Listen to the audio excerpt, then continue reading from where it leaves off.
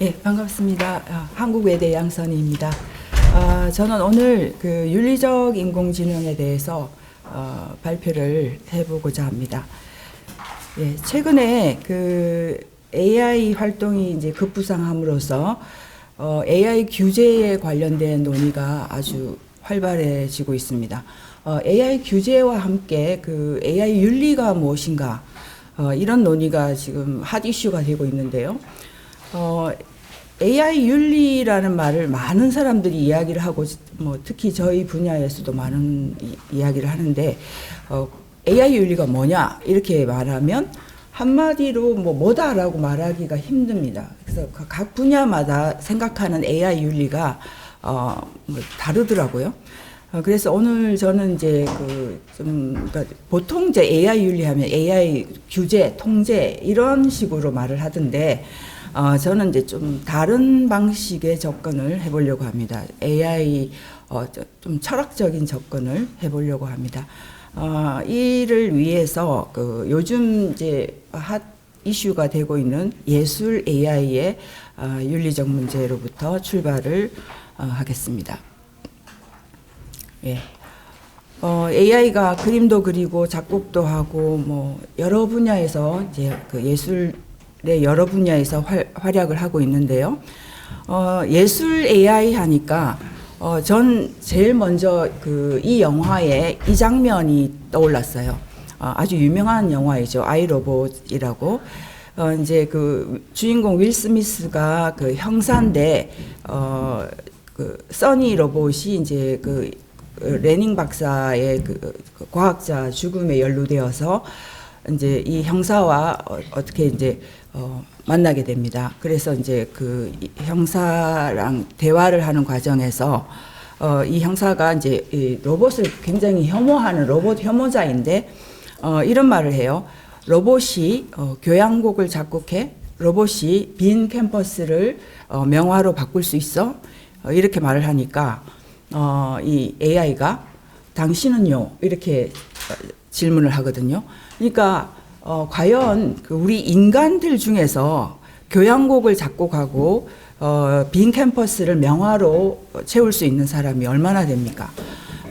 이제 이 사람은 이제 그래서 로봇을 무시하는 차원에서 그렇게 질문을 했는데 니네들은 인간들 중에 도대체 얼마나 많은 사람이 그렇게 할 수 있냐 이렇게 이제 질문을 했는데 오늘날 이 상황이 저는 역전이 됐다고 생각이 되더라고요. 그러니까 AI는 그림을 그리고 교향곡을 작곡을 하는데 우리 인간들은 얼마나 그런 사람들이 있을 수 있냐. 그래서 로봇이 오히려 더 낫지 않냐. 지금 이제 앞으로 그 상황에서는. 그래서 이 상황이 오히려 역전이 되고 있다 이런 생각이 들어서 좀 놀라움을 금치 못했는데요.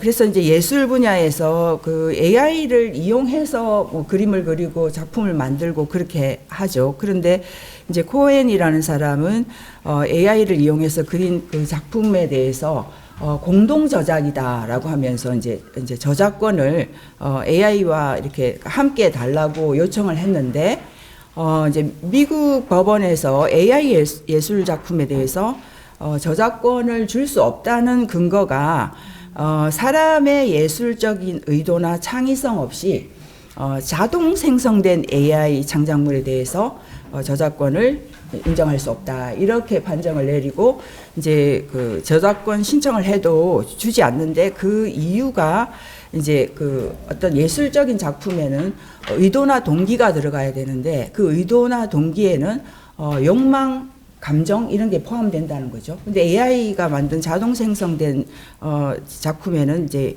의도, 동기 그런 것이 없기 때문에 예술 작품으로 인정할 수 없고 따라서 저작권을 줄 수 없다. 근데 이제 저는 철학을 하다 보니까 행위에 있어서 제일 중요한 것이 의도나 동기이고 그 의도나 동기에는 욕망이 그리고 감정이 포함되어야 된다. 이런 데에서 굉장히 그런 것을 좀 주목을 했습니다. 예, 그리고 또 이제 그 저작권, AI의 저작권 문제를 다루는 아주 유명한 작품이 또 있잖아요. 바이센티니얼 맨이라는 그 앞에서 그 아이로봇이나 바이센티니얼 맨 다 그 최정근 교수님께서 예전에 저에게 소개를 해 주셔가지고 이 영화를 보면서 제가 많은 생각을 하게 됐습니다. 예, 그래서 바이센티니얼 맨 여기도 보면 가사 도우미로 쓰려고 구입한 로봇 앤드루가 창작을 잘해요. 그래서 뭐 이런 걸 만들어 가지고 그 잘 만드는데 그 주인집 딸이 이제 이 만든 것을 팔아서 이제 그 수익을 앤드루에게 돌려줘야 되지 않겠냐. 그래서 이제 그 수익을 돌려주려면 통장을 만들어야 되고, 근데 통장을 만들려면 이제 그 뭔가 권리가 있어야 되잖아요. 그래서 이제 그래서 지금 저작권을 줄 수 없는 AI과 관련된 문제 중에 하나인데요. 그러니까 그 인격. 권리가 없기 때문이죠. 그래서 인격을 부여하자, 뭐 전자인격 이런 논의가 되고 있습니다. 그러나 그게 실행이 되지는 않고요. 그래서 저는 저작권 같은 거, 전자인격이라든지 그런 걸 부여하면 이 저작권 문제를 쉽게 해결할 수 있지 않나 그렇게 생각했는데 일단 그 격을 부여하고 나면 또 복잡한 문제가 생기더라고요. 그래서 아마 그렇게 하기가 힘든 상황인 것 같습니다. 이런 영화도 그러니까 1976년에 아시모프가 책으로 쓴 책이고 쓴 작품이고 99년에 이제 영화로 만들어진 아주 오래 전에 이런 그 아이디어를 냈는데 지금 영화가 현실로 이제 되어 가고 있다. 그래서 굉장히 놀라운 현실에 우리가 직면을 하고 있습니다. 그래서 이렇게 그림 분야에서는 AI 활약이 정말 대단하죠. 그래서 달이, 스테이블 디퓨전, 미드저니, 노벨 AI 이런 거를 이용해서 이제 명령어를 넣으면 원하는 그림을 그려준단 말입니다. 그래서 이런 걸 이용해서 많은 사람들이 이제 그림을 그리는데 그러다 보니까 이제 뭐 표절 문제라든지 저작권 침해 이런 문제가 많이 생기고 있고요. 그래서 AI를 활용해서 창작한 작품에 대해서 지금 많은 그 이제 작가들이 반발을 하고 있는 상황입니다. 예, 이거 표절 의혹을 받고 있고 스테이블 디퓨전은 게티 이미지사에서 이제 원작자 동의 없이 이제 그 이미지를 막 갖다 써서 이제 지금 고소되어 있는 그런 상황이고요. 그래서 앞에서도 제가 말씀드린 것처럼 AI 윤리하면 계속 어떻게 하면 규제를 할 것인가, 통제를 할 것인가, 규제 방안에 대한 그런 것들이 계속 논의가 되고 있단 말입니다. 근데 저는 이제 좀 그것과 다른 방식으로 접근을 해보려고 합니다. 근데 최근에 제가 굉장히 흥미로운 점을 좀 알게 됐는데 최근에 규제 방식 중에 등장한 게 워터마크 표기라는 게 있습니다. 그래서 이제 AI를 이용해서 만든 작품에는 이 작품은 AI를 사용해서 만들었다, AI가 만들었다는 것을 표시하게끔 하는 워터마크 표기를 하도록 하는 것에 이제 AI 빅테크 회사들이 합의를 하고 우리나라에서도 이제 곧 도입을 하기로 결정을 했다고 하는데요. 그런데 여기서 주목할 만한 사실은 AI가 만들었다는 걸 표기하는 워터마크 표기에 대해서 AI 빅테크 회사들이 좀 반가워하지 않을 것 같은데 오히려 이쪽 회사들이 먼저 요청을 했다는 거예요. 이런 거를 표시를 하도록 하자고. 그래서 왜 그러냐고 이제 물어봤더니 이런 AI가 만든 거를 또 AI가 사용하잖아요. 그러면 굉장히 그 질이 떨어진다는 겁니다. 그래서 이제 그 AI 회사 이런 그 회사들이 그 표기를 해주면 더 좋다는 거예요. 그 다음번에는 그 표기가 있는 걸 사용하지 않기 위해서. 그래서 그 이야기를 듣고 굉장히 저는 놀랬던 게, 이 원본성이라는 게, 이래서 AI가 만들었다는 표시가 있으면 그걸 앞으로 자기들은 사용 안 하겠다는 거잖아요. 왜? 그거를 사용하면 그 다음번에 AI가 만든 거를 또 다음번에 사용하면 훨씬 질이 떨어진다는 거예요. 그래서 그 회사들은 앞으로는 그런 건 두 번은 사용하지 않겠다. 그 말은 원본성이라는 것은 그 원본성이 있어야지 AI도 사용할 때 더 뭔가 더 재창조를 잘 할 수 있다는 거잖아요. 그래서 이 원본성이라는 거 그게 바로 이제 인간이 어떤 제가 시작에서 말씀드린 것처럼 의도와 동기, 그 감정, 욕망 이런 예술가들이 뭔가를 창작할 때 창작 동기가 있잖아요. 그게 중요하잖아요. 거기에는 내가 어떤 작품을 만들고 싶다라는 욕망, 의도, 동기 이런 게 들어가잖아요. 예술적 혼이라고도 하죠. 그런 게 없는 그런 거 AI들은 이제 그런 게 들어있는 것을 자기들이 이제 사용해서 만드는데 거기는 이제 그 AI가 만든 거를 또 한 번 더 사용했을 때는 거기는 완전히 질이 많이 떨어진다는 거죠. 그래서 그만큼 예술에 저는 이제 이걸 통해서 좀 철학적으로 생각을 해보니까 예술의 원본성, 진본성, 창조성 이런 거는 그런 그 의도와 동기 이런 게 들어가야 되고 그게 참 중요하구나 이제 이런 생각을 해보게 됐습니다. 네, 그래서 이제 윤리적 문제로 나가기 전에 예술적인 주체, AI를 예술적인 주체로 볼 수 있는가, 보려면 어떻게 해야 되는가, 이런 문제를 잠깐 짚고 넘어가면, 현재로서는 이제 AI에게 이런 그림을 그려달라고 이제 시켜서 우리가 하고자 하는 거를 대신 해주는 거잖아요. 그래서 AI는 현재로서 에이전시, 대행자란 말입니다. 그러니까 대행자와 주체를 우리는 구분을 해야 되는데, 대행자는 이제 대리인이고, 주체가 되기 위해서는 그 조건이 뭔가 자발적으로 자유의지를 통해서 해야 되고, 그 다음에 여기 두 번째가 제가 이제 수정을 다른 데서는 했는데, 인격을 가진 이제 주체가 되기 위해서는 자발성, 자유의지가 있어야 되고 인격을 가져야 되고 그 다음에 감정이나 욕구에 의해서 동기가 부여돼야 되는 그런 존재가 한 행동이 어떤 주체적인 행위. 그래서 예술적 주체라고 하려고 해도 자유의지를 가지고 그리고 이제 어떤 인격이 있는 존재여야 되고 감정이나 욕구에 의해서 동기부여, 동기유발되어야 되고 이제 그렇게 해야지 예술적 행위라고 할 수 있고 또 이제 도덕적 행위라고 할 수 있다. 그렇게 일단은 결론을 내리고 그래서 이제 여기 어떤 행위의 그 동기부여가 되기 위해서는 동기화가 되기 위해서 제일 중요한 게 감정과 욕구거든요. 감정과 욕구에 의해서 동기 유발된다는 말입니다. 그래서 이제 감정이라는 게 굉장히 중요하다. 저는 그렇게 생각을 하는데, 이제 AI가 그러면 이제 궁극적으로 나중에 예술적인 주체, 도덕적 주체가 되려면, 감정이나 욕구에 의해서 동기 유발이 되어야 될 텐데, 감정을 가질 수 있을까? 이게 이제 지금 제일 어려운 문제로 남아있어요. AI 문제에서. AI가 감정을 가질 수 있을까. 그런데 이제 현재로서 감성 로봇이 어느 정도는 구현이 되어 있단 말입니다. 이게 진짜 감정이다, 아니다 논란이 있긴 하지만.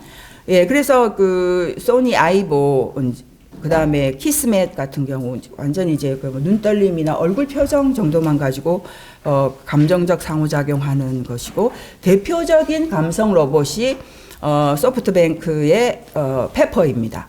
그 다음에 나딘.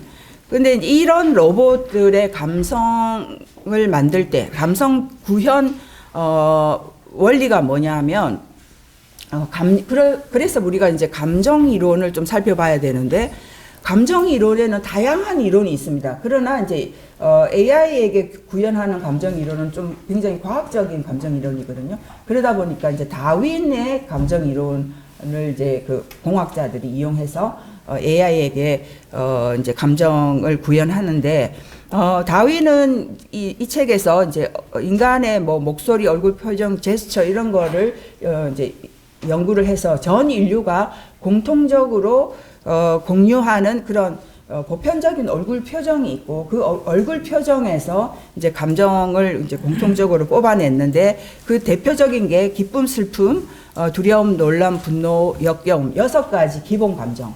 이제 이거는 인류가 이제 적응을 하기 위해서 진화를 해오는 과정에서 획득한 그런 기본 감정입니다. 6가지 기본 감정. 예. 이제 이거를 그 다윈의 제자 에크만이 얼굴 행동 부호화 시스템으로 이렇게 이제 만들었는데요. 이 6가지 얼굴 표정을 이제 그 코딩을 한 거죠.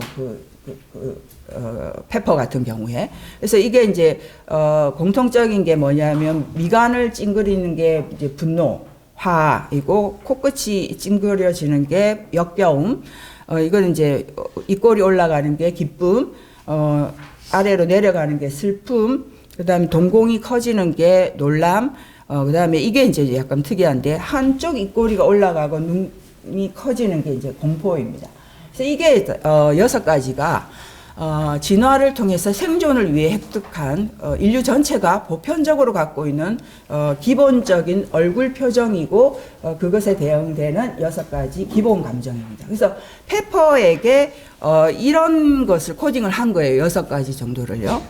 그러면 이제 이 감정이 6가지밖에 없느냐 하면 그것이 아니라 복잡한 복잡한 감정도 많잖아요. 그것은 플러치의 그 색상환 원리에 따라서 뭐 요 2개를 섞으면 요런 색이 되듯이 이제 복잡한 감정은 기본 감정을 섞어서 이렇게 만들 수 있게 원리는 그렇게 해놨습니다. 그런데 현재 페퍼가 어느 정도까지 복잡한 감정을 구현했느냐는 이제 아직 그 진행 중인데 이제 그 뒤에 먼저 말씀드리면 그 페퍼가 공학자들이 실험을 하기를 죄책감이라는 것이 인간이 갖는 감정 중에 가장 고차적이고 복잡한 감정이라고 하거든요. 도덕 감정. 그래서 이제 이 죄책감을 페퍼가 느꼈다 실험을 했는데 그런 이제 주장을 합니다. 어떻게 했냐면 페퍼에게 이제 빨간 탑을 이렇게 쌓아놓고 저기 가서 저 탑을 좀 무너뜨려 달라고 이제 주인이 부탁을 했어요. 그랬더니 이제 페퍼가 처음에는 그게 부당한 거라는 거를 인지하고 처음에는 거절을 하다가 주인이 계속 이제 제발 좀 해달라고 막 이렇게 빌었어요. 그랬더니 이제 페퍼가 한참 고민을 하다가 가서 그 탑을 탁 쳐서 무너뜨리고 나서 고개를 떨구고 흑흑흑 이렇게 우는 그런 얼굴 표정을 지었다는 거예요. 그러니까 여기서 보면 이게 이런 표정이 그 가장 대표적으로 죄책감, 수치심의 표정이거든요. 그래서 이제 그 페퍼가 요런 고개를 떨구고 이렇게 했다는 겁니다. 그 행동을 하고 나서 그러면 이 죄책감은 어떻게 해서 이제 페퍼가 갖게 되느냐 하면 이제 요거죠. 2개를 이렇게 섞었다는 겁니다. 슬픔과 그 공포. 그러니까 죄책감은 자기가 뭔가 잘못했으니까 처벌을 받을 거라고 이제 생각하니까 두렵죠. 두려움과 누군가를 해코지한 거잖아요. 죄책감, 죄를 지은 거잖아요. 그러니까 뭔가 뉘우침이 있는 거죠.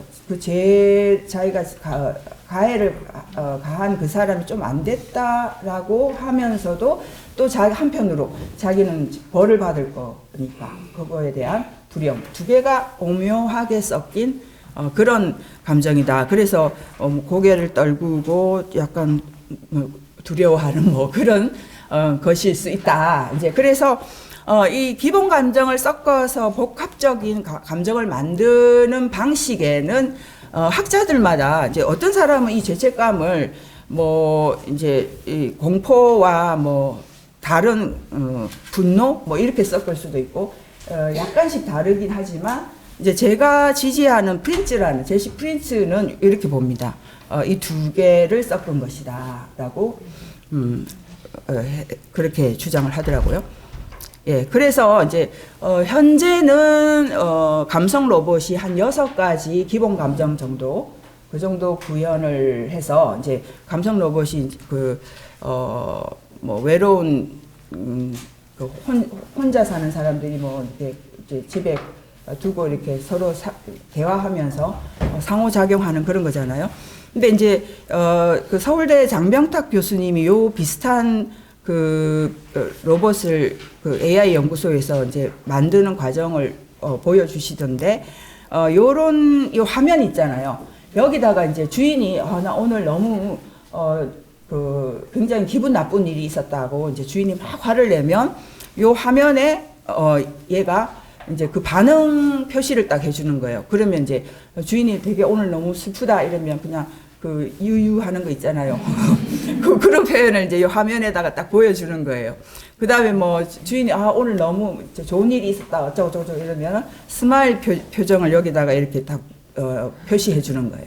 그런 식으로 이제 상호작용을 한다. 그러면 이제 궁극적으로는 얘네들이 이 얼굴 표정에 직접 이렇게 해야 되는 그런 식으로 가고 있는 단계인데 초기에는 요 화면에 그런 식으로 반응하면서 상호작용을 하는 어쨌든 이런 식으로 이제 감성 로봇이 구현되고 있다. 그러면 언젠가는 감정을 가지는 로봇이 등장할 거다. 근데 영화들에서는 감정을 가지는 AI들이 많이 있잖아요.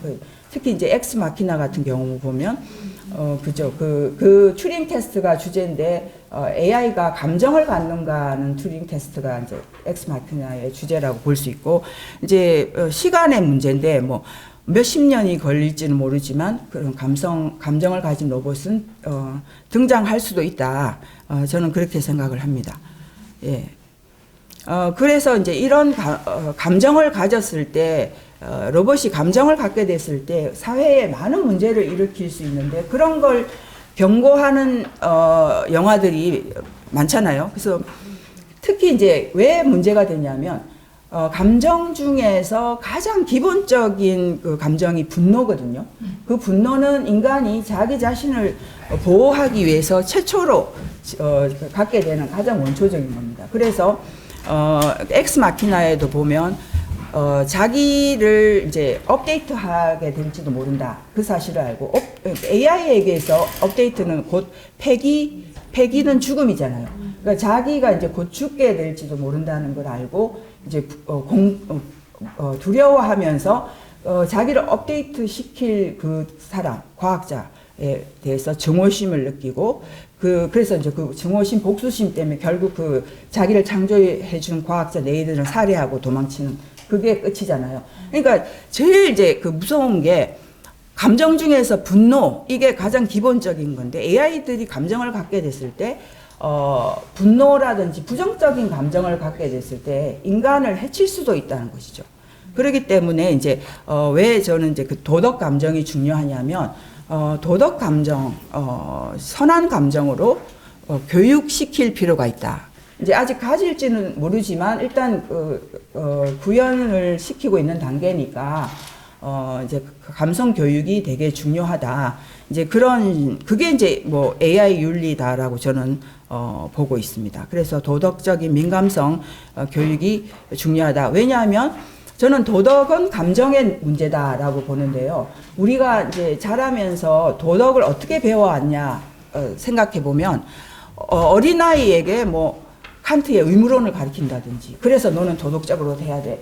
그런 게 아니라 어린아이가 자기 친구를 때리면 그렇게 하는 것은 그러면 안 돼. 이런 식으로 이렇게 교육을 통해서 도덕을 가르치는 거잖아요.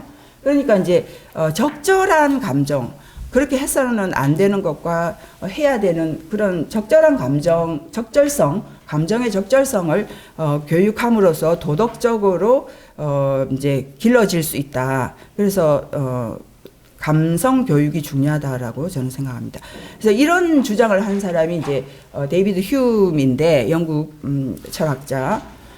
이제 그 휴음은 공감이 이제 도덕에서 중요하다. 그 공감은 타인의 고통에 대해서 이제 뭐 어떤 안 됐다 이런 느낌을 느끼는 그런 건데 그런 점에서 이제 아주 좋은 거잖아요. 그래서 공감은 덕인데 나쁜 점은 뭐냐면 공감도 느낌이다 보니까 편파적인 거죠. 아무래도 팔이 안으로 보다 보니까 자기에게 가까운 사람에게 더 끌리게 돼 있으니까 자기에게 가까운 사람에게 좀 더 공감해주는 그런 편파성의 우려가 있다. 그런데 공감은 이제 도덕적으로 가야 되기 때문에 이 편파성을 극복을 해야 된다. 왜냐하면 도덕은 객관적이고 보편적이어야 하니까 이런 주장을 했습니다. 그래서 이런 공감은 일단 느낌이니까 거부하지 말고 일단은 느껴지는 대로 느끼고 그 다음에는 이제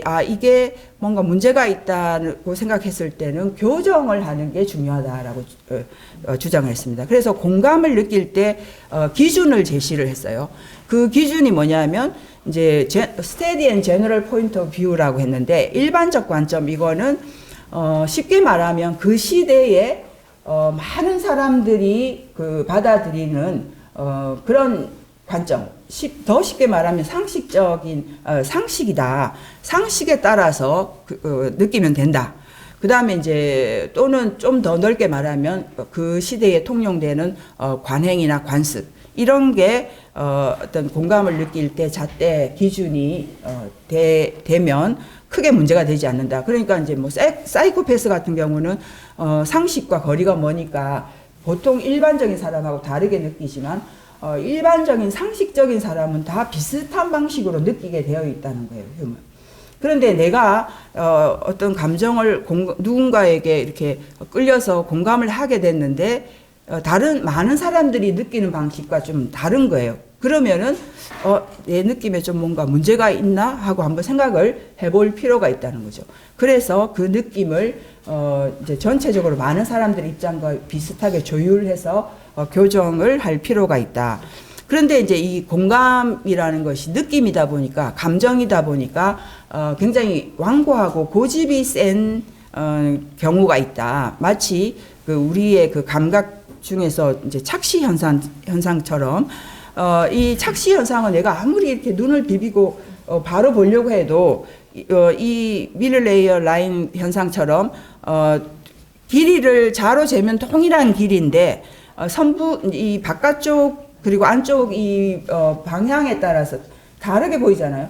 그렇게 보면 안 돼. 이렇게 해도 눈이 그렇게 보이는 거 어쩔 수 없잖아요. 근데 그 느낌도 그럴 때가 있다는 거예요. 그래서 일단 그 느낌은 자연적인 거니까 어쩔 수 없이 일어나는 대로 느끼고 그 느낌이 많은 사람들과 일치하지 않을 경우 이제 거기에 맞춰서 조율하고 교정을 할 필요가 있다. 이렇게 주장을 했습니다. 그래서 고치는 방식이 이제 휴먼 언어의 교정을 통해서 고쳐라 이렇게 말을 했거든요.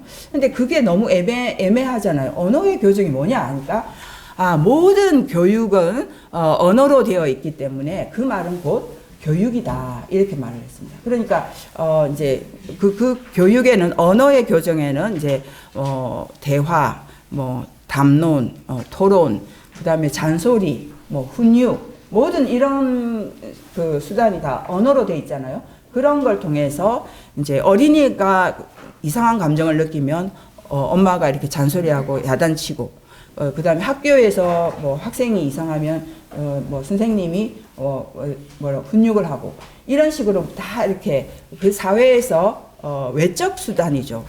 스스로 내적으로 일어나는 거를 외적으로 교정해주는 방식이 이제 언어의 교정인 거죠. 여러 가지 언어와 관련된 수단을 통해서 그렇게 해서 공감을 교정을 해서 이제 그 적절한 공감을 느낄 수 있도록 해줘야 된다. 그래서 감정의 적절성이 이제 도덕적인 거라고 볼 수 있는데 우리가 살아가면서 감정의 적절성을 배우면서 도덕적으로 성장을 한 게 아니냐. 그거를 이제 그대로 AI에게 한번 적용을 해보자는 겁니다. 우리를 카피해서 만든 게 AI잖아요. 그럼 이제 AI가 감정을 갖게 될 때 이 윤리적인 AI가 되게 하려면 우리가 도덕을 배워왔듯이 AI에게도 이제 그 감정의 적절성을 이제 교육시키고 그렇게 하면 되지 않겠냐는 것입니다. 그래서 도덕적 민감성을 이제 교육시킬 필요가 있다는 것이고요.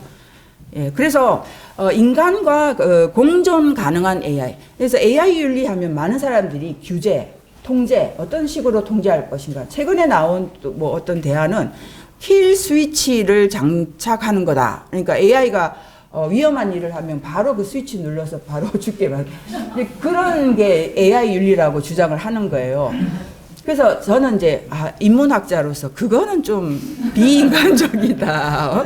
아무리 AI가 기계라 해도 인간이 만든 건데 그건 좀 비윤리적이다. 그래서 인간과 공존 가능한 AI를 만드는 것이 AI 윤리라고 저는 생각을 하면서 이제 그 감성 로봇이 구현이 되고 있으니까 이제 기본 감정은 지금 구현이 되고 있잖아요. 그거를 어떤 식으로 이제 적절하게 섞어서 뭐 복잡한 감정을 만들 때 도덕 감정이 되도록 도덕 감정 적절한 감정을 느낄 수 있도록 이제 교육을 시키는 것이 중요하다. 그러니까 이제 언어 인공지능 같은 경우도 보니까 단어끼리 연상의 법칙 연결은 지금 잘하는 그런 상황이더라고요. 그 이제 언어 추론 능력 그 경우를 보니까 이제 뭐 예를 들면 그 휴지가 떨어졌다 이렇게 이제 있고 그 다음에 맞는 문장을 고르라고 했더니 AI에게 두 문항이 있습니다. 첫 번째는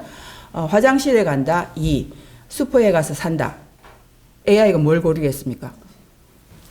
1번 화장실에 간다를 골랐다는 거예요. 그러니까 이제 AI는 단어와 단어의 연결만 알고 있는 상황이에요. 그러니까 휴지와 화장실의 그 연결 빈도가 자기가 학습한 것 중에 지금 제일 많았다는 거죠. 그러니까 이제 휴지가 떨어졌으면 우리 인간은 슈퍼에 가서 산다고 생각하잖아요. 그러니까 슈퍼에 가서 산다는 그런 맥락은 아직 파악을 못 한다는 거예요. 언어 인공지능에도. 그러니까 이제 이렇게 감정도 지금 기본 감정 정도는 반응하게 돼 있잖아요. 근데 여기서 웃기는 상황과 웃기는 상황에 대해서 웃는 반응을 하는 것과 웃어서는 안 되는 상황. 그런 이제 감정과 관련된 맥락을 교육시킬 필요가 있는 거죠. 그래서 뭐 장례식장에 가서 뭔가 약간 그 웃기는 상황이 있었는데 우리는 참잖아요. 그런 상황에서. 그런데 AI가 그런 거 모르고 막 깔깔깔깔 웃으면 안 되잖아요. 그러니까 요런 때는 웃으면 되고 안 되고 여러 가지 이제 적절성, 맥락 요런 거를 교육시킬 필요가 있다. 그래서 이제 그런 게 중요하다고 생각하고요. 그래서 이제 아까 시작에서 윌 스미스 또 다시 이제 도덕적 상황에 또 등장하는데요. 이제 이 써니 로봇이 이제 그 과학자 죽음에 연루되어서 신문을 받게 되는데요. 그 스미스가 이제 형사니까 신문 받으러 갔는데 거기서 이제 그 윌 스미스가 상사에게 윙크를 탁 하면서 내가 알아서 잘할게요 이렇게 하는 그 장면을 그걸 보고 이제 써니가 당신 금방 눈짓한 거 그게 무슨 의미냐라고 물어요. 그랬더니 이제 윌 스미스가 써니 보고 이 윙크는 인간 간의 유대감과 신뢰감을 표시하는 방법이야. 그런데 너같이 쇳덩어리는 이런 거를 이해를 못해. 라고 이제 여전히 무시를 하거든요. 근데 이제 나중에 결말쯤 가서, 이제 그 윌 스미스가 아주 이제 공경에 처했을 때 써니가 도와줍니다. 그래서 이제 윌 스미스가 되게 고마워하는 그런 순간에 이 써니가 윙크를 탁 하는 거예요. 윌 스미스에게. 그러니까 이제 배우면 알 수 있다는 거죠. 이런 윙크라는 것은 인간 간의 유대감, 신뢰감을 표시하는 거라고 알려줬잖아요, 아까. 이게 영화이긴 하지만 영화가 지금 계속 현실로 되어 가고 있기 때문에 우리가 이렇게 가르쳐 주면 얘네들도 나중에 학습 능력에서는 인간보다 더 뛰어나지 않나요? 그러니까 분명히 가르쳐 주면은 할 수 있을 거다. 그래서 제가 이제 쓴 책을 읽어보고 사람들이 굉장히 AI에게 따뜻한 마음을 갖고 있는. 그래서 저는 다 그렇지 않나요? 했는데 안 그런 것 같아요. 예, 그래서 이런 거를 인공지능 로봇에게도 확대를 할 필요가 있다. 그래서 요즘 뭐 갈수록 이모티콘이 복잡하게 종류가 많아지고 있잖아요. 그래서 이런 종류, 요거는 어떤 때 이런 표정을, 어떤 때 이런 표정을, 이것은 어떤 때 이런 표정을, 이렇게 다 학습을 시키고, 이제 아까 그 페퍼 로봇 같은 경우 어떤 식으로 학습하냐면, 이제 그 비디오라든지, 영화라든지, 그 다음 소설책, 이런 거를 통째로 다 넣어주면, 걔네들이 그걸 다 읽고 스스로 이제 학습을 하는 거예요. 그러니까 이제 제가 생각할 때는 감정 관련된 영화들 많잖아요. 그죠? 뭐 감정 관련된 영화, 뭐 소설, 이런 것들 다 이렇게 넣어서 학습하게 시키면 애들이 요럴 때는 이런 감정, 이럴 때는 이런 감정, 이런 거를 내지 않을까? 이런 생각이 들더라고요. 그래서 감성 교육이 중요하고 그 사회에 이제 그 감정의 적절성이라는 게 뭐 북경에서 적절함, 뉴욕에서 적절함, 한국에서 적절함이 다를 수 있잖아요. 그렇기 때문에 그 사회의 관습에 맞게끔 표현할 수 있도록 그 또 교육을 시킬 필요가 있고 그렇다. 그래서 예, 저는 이제 그 책임이라는 것은 반응적 태도이다. 그래서 반응적 태도, 그러니까 예술적인 주체든 도덕적 주체든 어떤 감정적 그것이 이제 감정이나 동기가 어떤 행위의 그 동기가 돼야 되고 그것에 대해서 이제 반응하는 거, 그것이 이제 도덕적 책임입니다. 예를 들면 뭔가 잘못한 행동에 대해서 우리는 분노라는 것을 반응을 표시함으로써 그 사람에게 책임을 돌려주는 겁니다. 그 다음에 아주 잘한 일에 대해서는 우리는 감사를 표시하고 칭찬을 해주고 그게 그 사람에게 도덕적 책임을 돌려주는 것이죠. 그러니까 도덕적 책임도 어려운 것이 아니라 반응적 태도의 그 표시, 이런 것이다라는 것을 알려주면 뭐 AI가 학습을 할 수 있을 것이라고 생각합니다. 예, 감사합니다.